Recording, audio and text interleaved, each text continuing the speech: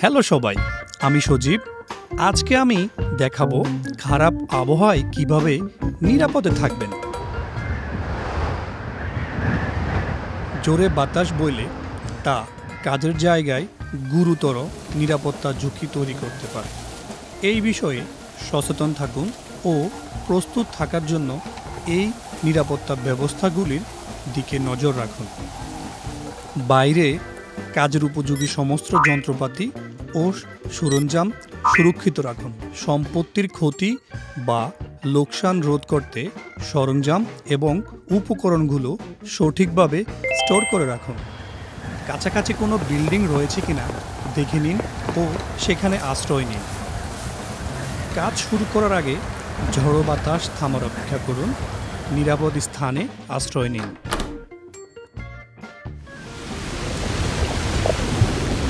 আপনি লক্ষণগুলির বিষয়ে সচেতন না হলে বন্যা গুরুতর ঝুঁকি তৈরি করতে পারে। খেয়াল রাখবেন যে পানি কতটা গভীর সেই বিষয়ে কোনো ধারণা নেই এবং নজর পড়ছে না এমন প্রতিবন্ধকতা এবং বৈদ্যুতিক বিপদ সম্পর্কে সচেতন থাকুন। পানির স্তর বাড়ছে যখন আপনি লক্ষ্য করবেন, দ্রুত উঁচু কোনো স্থানে চলে যাবেন। পানির স্তর নিরাপদ সীমানার নিচে নেমে এলে তবেই আবার কাজ শুরু করুন। আপনি বিদ্যুতের আওয়াজ বা বাজ পড়ার কোনো লক্ষণ দেখলে বাইরে থাকা এড়িয়ে চলুন। ভাইয়া, তুমি কি করতেছো? বন্ধ করো, যথেষ্ট হয়েছে। Enough is enough. এছাড়াও জলাশয়ের আশেপাশে থাকা এড়িয়ে চলুন। বাজ পড়ার সময় খোলা জায়গায় থাকা খুবই বিপজ্জনক। কাছাকাছি থাকা শেল্টার খুঁজুন এবং শেষ বাজ পড়ার আওয়াজ শোনার 30 মিনিট অবধি অপেক্ষা করুন।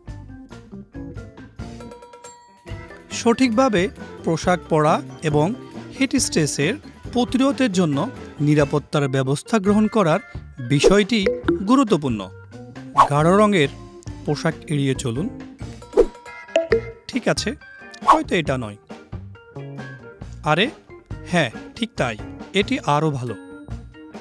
শীতল ছায়াযুক্ত এলাকায় বিশ্রাম নিন এবং নিজেকে সতেজ রাখুন।